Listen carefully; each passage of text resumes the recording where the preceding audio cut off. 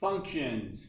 A function implies that every x corresponds to only one y. That is the basic definition as far as what a function is. Now we'll look at it a few different ways here to help get a grasp of the concept. So let's first take a look at some ordered pairs. All right, so if I looked at some ordered pairs, let's say I had the ordered pairs 3, 4, 1, 2, 5, 7, and 0, 6, just to make up a few there. And so the question would be, would these 4 points, these 4 ordered pairs, represent a function? Okay. So I'm just going to say function, question mark, and yes they would. Because each x value, 3 corresponds to a 4, nothing else. 1 corresponds to a 2, nothing else. 5 corresponds to a 7, no other y value. 0 corresponds to a y value of 6, no other y value. So it definitely makes a function there. Let's get a couple different looks here. Let's go with 0, 4, negative 1, 2, negative 3, 4, and 5, negative 2. And so we still have the question, does this relation to these 4 ordered pairs represent a function? Well, question is, does each x correspond to only one y? 0 goes with 4, negative 1 with a 2, negative 3 with the 4, 5 with the negative 2. Yes, each x corresponds with only one y. Now, what should be happening for us is our eyes kind of get drawn into these 4s right here and go, wait a minute, I see a repeating value there, but the x value of 0 only goes with the 4 and not any other y value. The x value of negative 3 only goes with the 4 and no other y value. So it's okay for the y's to repeat. Now let me kind of give another look here. This one will not be a function, and we'll look at why. Let's go 3, 2, 5, 1, 0, 4, 3, 6. So now we're seeing a situation where the x's are repeating, and they already said this was not a function. So is it a function? No. Okay. It's because the x's are repeating. I have a 3 value for the x that is going to or associated with more than one y value. I've got an x value of 3 going with a 2, and the x value is also going with a 6. So it's corresponding to more than one y value, making it not a function. Now it doesn't mean you can't plot the points. You can plot the points, it's fine, there's nothing wrong. It actually will produce a graph of those 4 points, but they're not going to be what we consider a function in that every x corresponds to only one y. So I don't want to repeat the x values. Let's look at graphically. Graphically,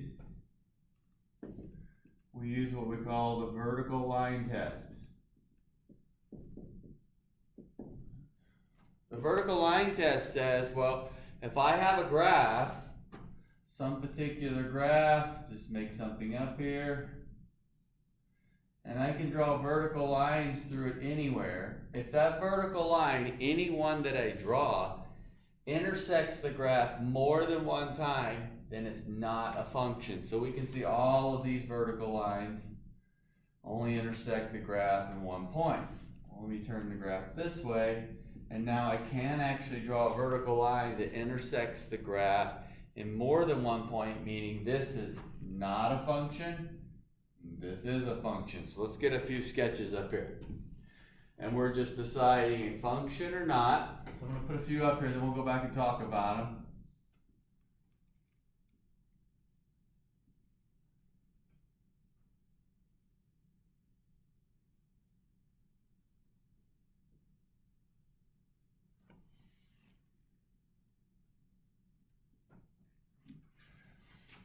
And we're trying to decide, are these functions? Well, is this a function? Yes, it is. No matter where you draw a vertical line, it's only going to intersect at one time. Is this one a function? No, it's not. because when you go through, it's going to hit it twice. Is this one a function? Yes, it is, no matter where you draw it. It's only going to hit it once. And is this one a function? No, that circle's not a function. Now again, these are still legitimate graphs. We're just saying they're not functions. They don't follow this specific criteria. It would kind of be like saying, you know, can you draw a quadrilateral? Of course, you can draw a four-sided figure. Well, is every four-sided figure going to be a rectangle? No. A rectangle is that special type of four-sided figure. A function is that special type of graph where every x corresponds with only one y. So we get another couple looks here. We're going to see as we move through the course some graphs like this, or maybe see some asymptotes in there. Now you're not expected to have necessarily seen this graph before, that's fine, but we're just talking about would it pass the vertical line test? And yes it does, because no matter where I draw that vertical line, it's only going to intersect at one time. Looks like it kind of goes vertical here, but it's actually creeping closer and closer to that asymptote. Never actually going vertical. Here's another kind of look of something we're going to see.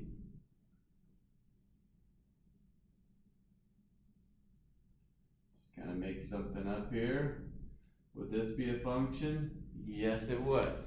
It passes the vertical line test at every stage.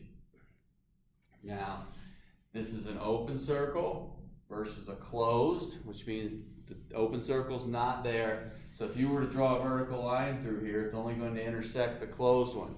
So if I actually closed both, then I would say that's not a function. If I opened up the bottom one, it now is a function. If they were both open, it's a function. Because it's still passing that vertical line test. Let me get the original sketch up here I had. I think I had the bottom one closed and the top one open. And that one is a function. Now, just to kind of explain how it lines up with this definition. Okay, we already looked at points. So just to kind of give you an example here to line up with the definition. Let's say this was my sketch on the coordinate plane. We've seen a parabola before. You might not have seen one sideways, but that's okay. It's still a graph. Now this would not be a function because it does not pass that vertical line test. Now here's how it corresponds with this definition. Let's say we have an x value here. We'll call that x value 2. That means on this graph, you have the point 2 comma something, and down here on this part of the graph, you also have the point 2 comma something. So you actually have an x value of 2 going to more than one y value. Now I don't have these plotted out, but I know these are two valid y values and they're definitely different. So let's say maybe that's a 3 and maybe that's a -3. But definitely going to two different y values, thus defying this definition that each x corresponds to only one.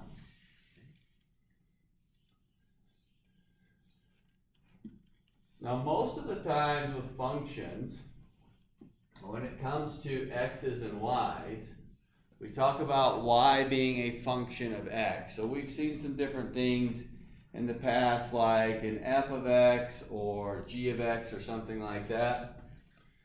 So when we're talking about y as a function of x, and y is a function of x, what this means is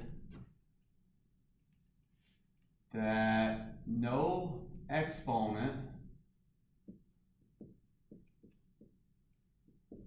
other than 1 on the y. So if we're looking at as far as equations, right? So if we said is the equation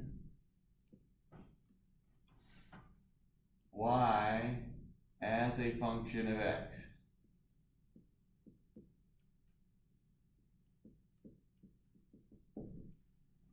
and so I'm just going to make up a few generic ones here.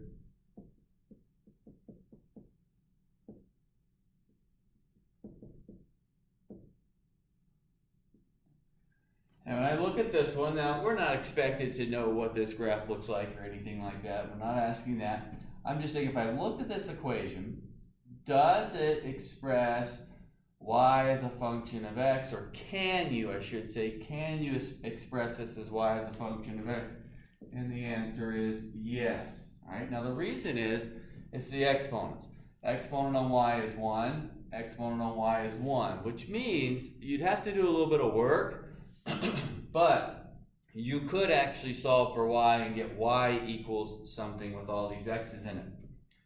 If I make a little change here, let's go 3x squared plus 5 minus 2y squared equals 7.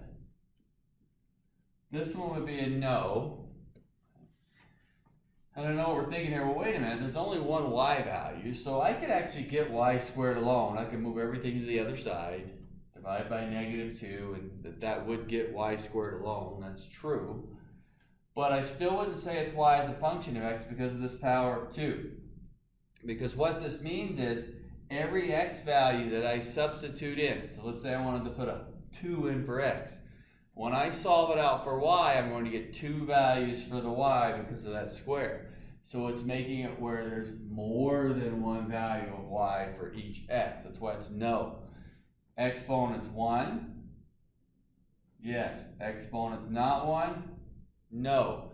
Even if I were to mix them up.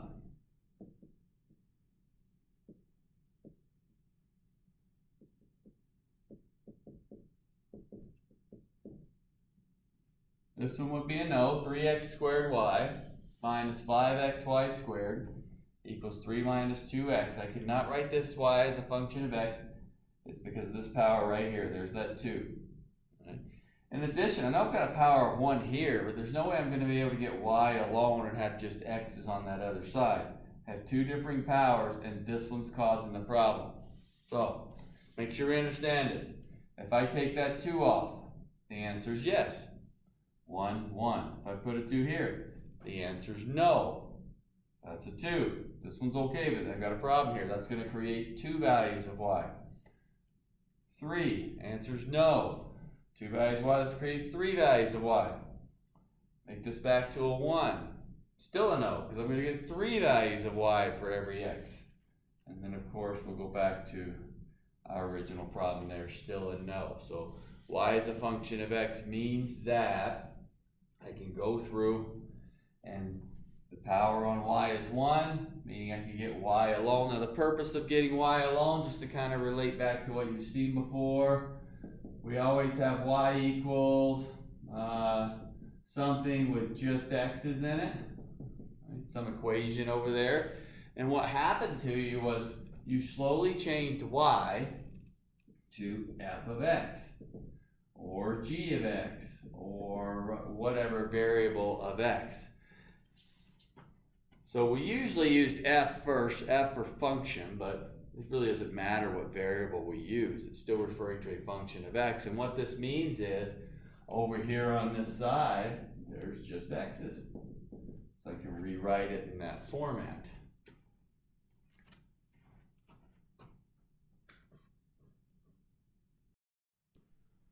Also with functions, we have domain and range. So domain is what x can be, range is what y can be. So I think of it as domain's the x values, range is the y values. I always remember alphabetical order. D goes with x, R goes with y, the domain and range. Let me get a few sketches up here. So let's say we're looking at something like this. Again, just getting some generic sketches here. So domain would be from left to right. And from left to right, the domain would be negative infinity to infinity. So I'm covering all the x values on the left, all the way to all the x values on the right. They're all being covered. The range, however, would be 0 to infinity. Bracket on the 0. Bracket on the 0 because I actually did hit that origin. So the lowest y value, bottom to top for range. Lowest y value 0 up to the highest y value infinity. So a bracket means I'm including it. Parentheses means I'm not.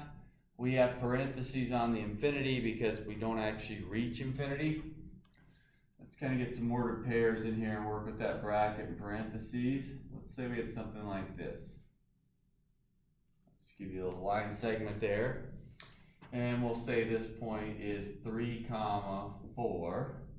And we'll say this point is -3, 2. Just to kind of get a couple of values in there. So domain, x values, left to right. So the domain here would be -3 to 3, parenthesis on the -3, open circle, bracket on the +3, close circle. The range, lowest y value is 2, highest y value is a 4, and I've got, oh, didn't mean to do that, parenthesis on that 2, so I had that open circle, and then bracket over on the 4. Just trying to get some different looks here. Something like this. Let's go with, let's get a few different looks here. We'll make that -2. We're going to open circle there, make that +2. Graph something like that. So if I'm looking from the left and then going all the way over to the right, did I cover every x value? I did not. I actually left the x values out in between this -2 and 2. So the way I would write it would be domain -infinity to -2 bracket. So I'm going from -infinity up to -2 bracket because I hit it, close circle. And then I pick up again over at 2 and I go to infinity. Parenthesis on that 2 because it's an open circle. And what happens when we join more than one interval, we'll put a union symbol between it. This means and. We're saying the domain are these numbers and also these numbers. That's what it's referring to. So if we join more than one. Range in this case, 0 to infinity. 0 to infinity. Now the reason 0, lowest y value, right here. Sometimes we're like, well, wait a minute, there's an open circle over on that part. I understand that, but we already covered the 0. So that's why the bracket's going to be in there. I've already included this 0. Now, if they were both open, then I would have a parenthesis sitting there instead of a bracket. But at least one of them's closed. That means I hit it. And then infinity, because as I go, how high do the y's go? Well, they keep going forever there, that piece. As far as in functions, a domain and function notation. Range is a lot easier when you have a graph. Domain's not too bad with a graph either, looking left to right, range bottom to top. But we're in a function notation. I'm just going to say find domain of function. So function notation looks like this. F of x equals 3x minus 2. Range, a lot of times we need to know what the graph looks like. Domain, it's helpful to know what the graph looks like, but a lot of times we can get away with not knowing exactly what it looks like because there's two things that kind of mess up domain. Right? What I want to remember is that I cannot divide by 0 or square root a negative. And divide by 0 or square root a negative. And so when I look at something like 3x minus 2, I don't see division there, so I'm not worried about dividing by 0.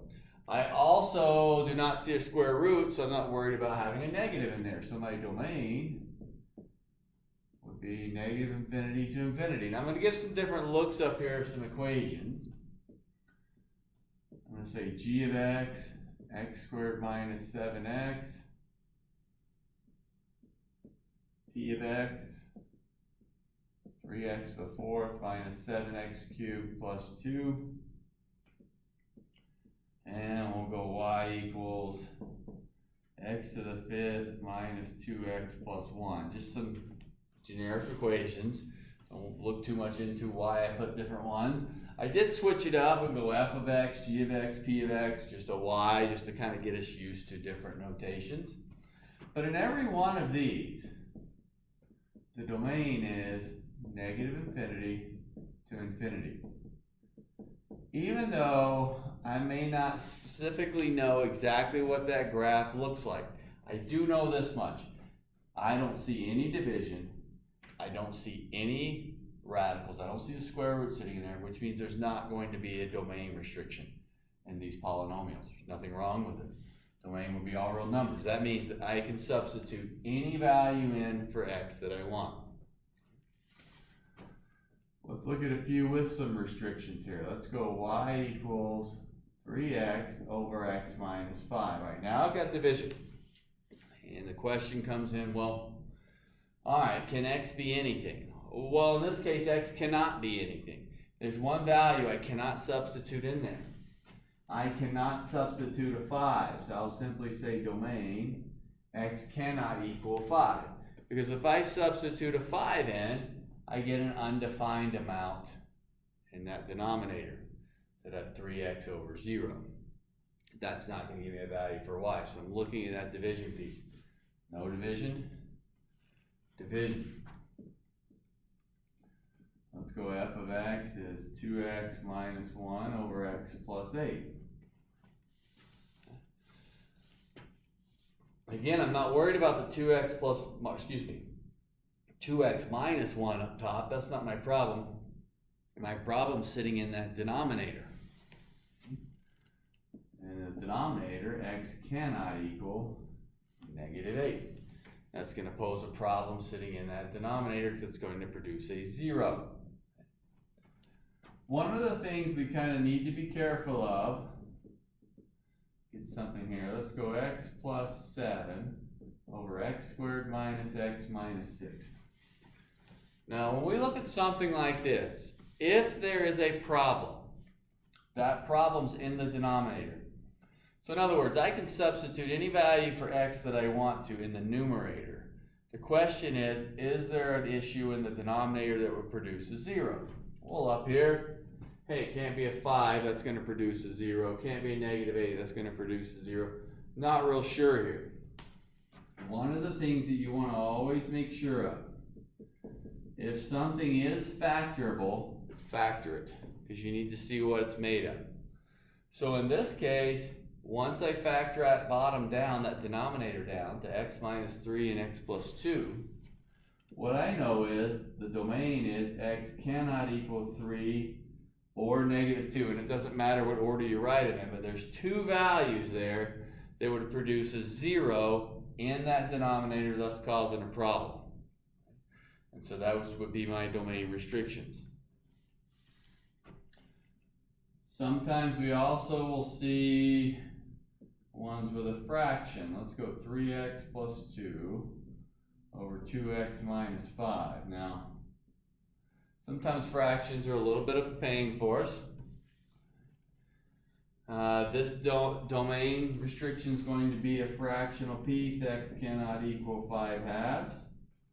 Now here's where it's coming from. My focus is again on that denominator, sitting on the denominator. If there's a problem, it's happening down there, okay? And in this case, I want to figure out what makes a 0 down here. So if I want to figure out what makes a 0 down there, sometimes it's just as simple as taking 2x minus 5. You know, if you struggle a little bit in your head, write it out. If I set 2x minus 5 equal to 0, and then solve that equation, I will get x equals 5 halves. So 5 halves is what makes a 0 in that denominator. Some, like number 5 up here, you know, a whole lot easier to see. I can see a 5 is going to make a 0 down there. Okay? 6, I can see a negative 8 is going to make a 0 down there. 7, well, right off the bat, I can't really see very well that 3 and negative 2 is going to make a 0. But once I get that thing factored down, then they become visible, a little bit easier. Fractions, a lot of times never quite as easy to see as say number 5, but at any point you can always go set it equal to 0 and solve. We could have done the same thing up here.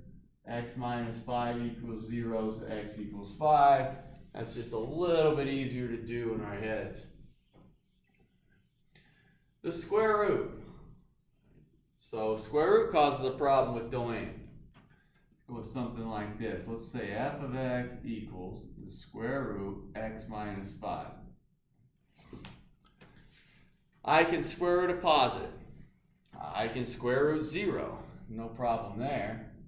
What I can't take the square root of is a negative. Now I know some of you might remember, well, if you take the square root of a negative, you get an imaginary value. You're right, you can get a value out of it, but there's not any imaginary numbers on the xy plane. So when we're talking about the domain of a function, we're talking about the x values that it exists for corresponding to the y values on the xy plane. So we're referring to real values. Okay? In this case, the domain would be from 5 to infinity, bracket on the 5. What I generally like to do is figure out what makes a 0.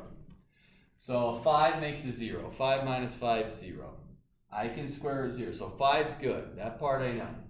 The question becomes, do I want all the numbers to the left of 5 or to the right of 5?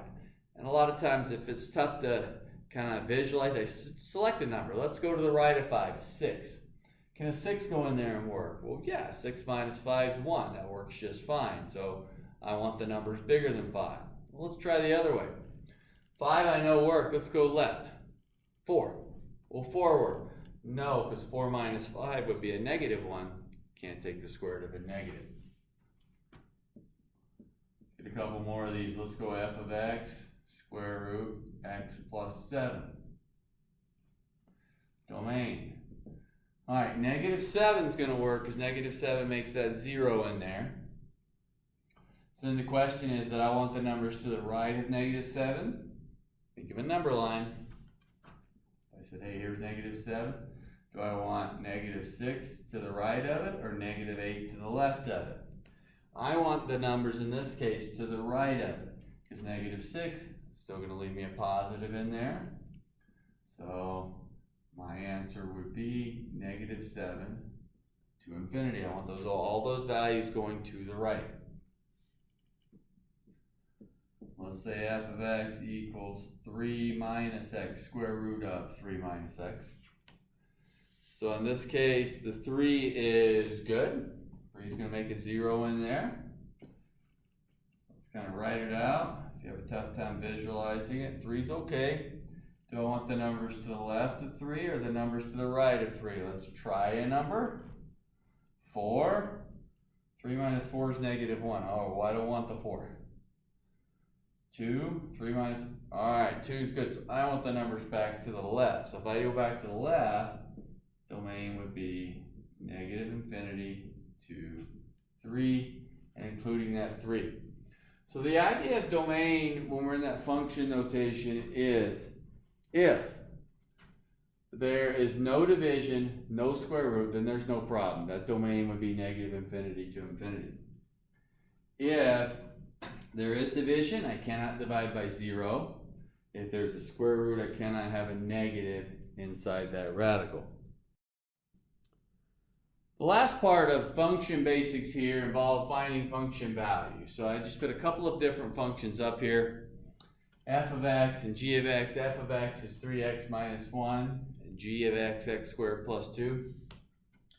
And when we're finding function values, for example, if I want f of 1 replace the x, and it's a mapping. It replaced the x in the f function. So 3 times 1 minus 1 is 2. There's that function value. If I said g of 1, well now the 1's going in the g function, making it 1 squared plus 2, 3. So the 1's replacing the x, and again, the x is in parentheses. Hey, look what's in there, a 1, so that's replacing that. And this is a mapping saying where it's going to go. Do I substitute it in the f one or in the g one? Now, the function notation is kind of beneficial Here's more of the old school kind of look. Way back when you just had y's, and if you had something like this, and let's say I said, well, you know what? What I want you to do is put a 1 in for x. It's like, well, wait a minute, which one do I put the 1 in for?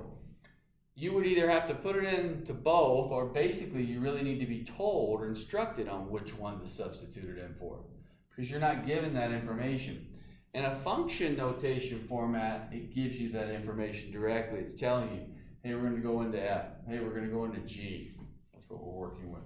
So if I want a g of 3, I'm putting 3 in for x, substituting a 3 for x, and I know immediately that it's going into the g function. So that would be 3 squared plus 2, which would be 11. Or if I wanted f of negative 2, negative 2 is being substituted for x into the f function. So 3 times negative 2 minus 1, negative 7. Another thing to remember from the past is when you were finding function values, you were actually also finding ordered pairs, because you substituted an x in, you got a y out. You substituted an x in, you got a y out. Substituted an x in, got a y out. Substituted an x in, got a y out. So if I put this in an ordered pair format, this would be like the point negative 2, negative 7. Negative 3, 11. 1, 3. 1, 2. I'm still finding those ordered pairs. Sometimes we had to work with some numbers in the past or prior to this course, but sometimes you haven't seen symbolic. A symbolic piece works kind of the same way. If I want f of a, well, that means a is replacing x. So 3 times a minus 1. If I want g of a squared plus 2, I'm just substituting a for x. It doesn't really matter what's inside those parentheses. We're just doing the practicing of writing it out with whatever we're substituting into my function. I could even do something that would be like an a plus c, like a binomial in there. F of a plus c would be 3 times a plus c minus 1. And yes, I can distribute the 3 there, but just trying to write out what it would look like. I could do even something like this, g of delta x, call it a little triangle delta symbol. Haven't seen it before or don't know what it means, doesn't really matter here. I'm taking whatever's in these parentheses, substituting it in for x, and in this case, in the g function. So it would be delta x squared plus 2.